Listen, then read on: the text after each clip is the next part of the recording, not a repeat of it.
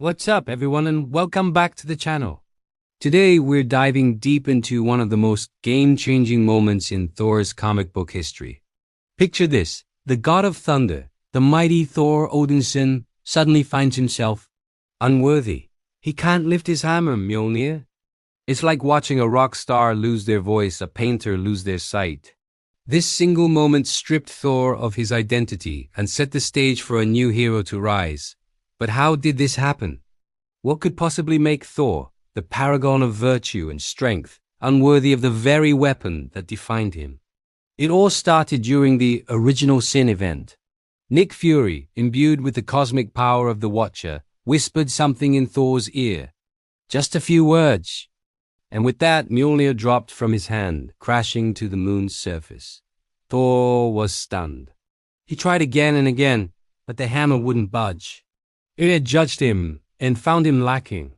The inscription on Mjolnir is clear: "Whosoever holds this hammer, if he be worthy, shall possess the power of Thor." For the first time in ages, Thor was not worthy. The whisper that caused this downfall? Fury simply said Gorr was right.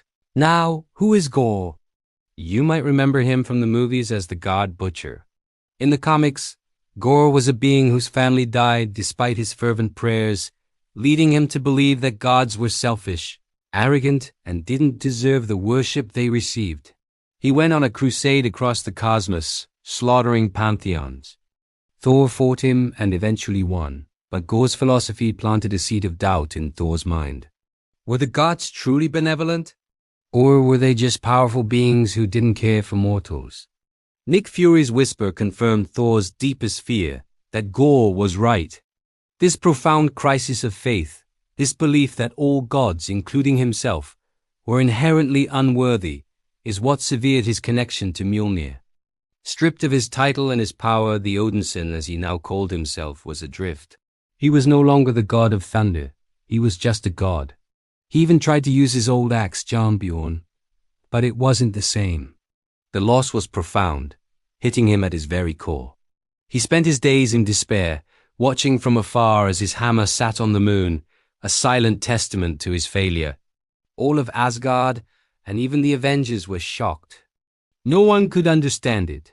Not even Odin could lift the hammer. It was waiting. Then one day, the impossible happened. From his exile, the Odinson felt a familiar surge of power.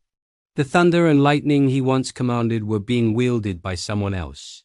He watched as Mjolnir flew from the moon into the hands of a mysterious new figure. A new Thor was born.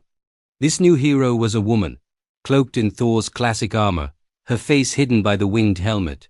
She was powerful, confident, and undeniably worthy. The world was stunned, but they had a Thor once again. The question on everyone's mind was, who is she? The Odinson was just as curious and, honestly, a bit resentful. He journeyed to the moon to confront this usurper, but Mjolnir itself defended her, recognizing her as its true master. He was forced to accept a new reality. There was a new Thor, and he was not it. He had to forge a new path for himself. This period is what's known as the Unworthy Thor storyline. He embarked on a cosmic quest, not to reclaim Mjolnir, but to find his own purpose, his own worth outside of the hammer. He was on a journey of self-discovery, to prove to himself that he was a hero, with or without his famous weapon. Meanwhile, the new Thor was kicking butt. She joined the Avengers, fought Malekith and the Frost Giants, and proved her worthiness time and time again.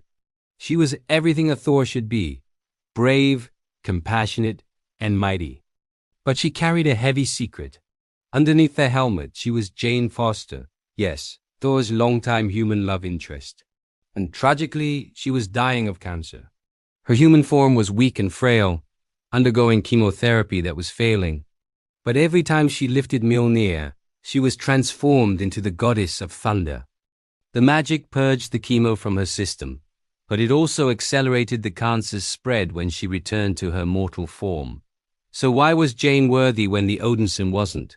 It comes down to the nature of worthiness itself. Thor's crisis was internal.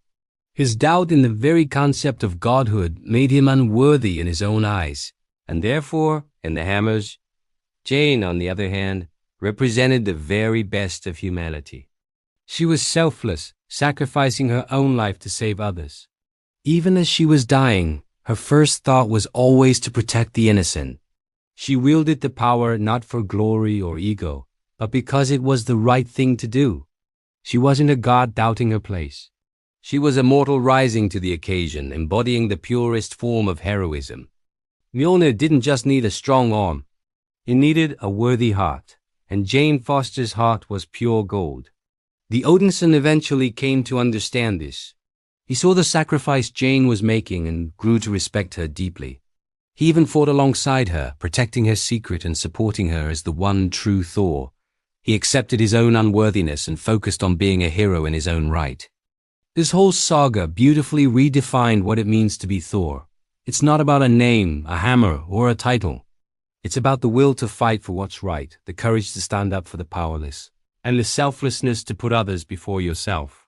Eventually, Jane made the ultimate sacrifice, dying in a final battle to save Asgard. In her last moments, the Odinson was finally able to lift Mjolnir again. Seeing her sacrifice, his faith in heroism and in himself was restored. He understood what true worthiness was. It wasn't about being a perfect god. It was about the struggle, the sacrifice, and the unwavering commitment to do good. He returned as Thor, but he was changed forever. He had a new respect for mortals and a deeper understanding of his own power and responsibility. The story of the unworthy Thor and Jane Foster's time as the goddess of thunder is a powerful tale of identity, sacrifice, and the true meaning of being a hero. It shows that even gods can fall, and mortals can rise to become legends. What do you guys think? Is this one of the best Thor stories ever told? Let me know your thoughts down in the comments. Thanks so much for watching, and if you enjoyed this deep dive, make sure to hit that like button and subscribe for more comic book lore. See you in the next one.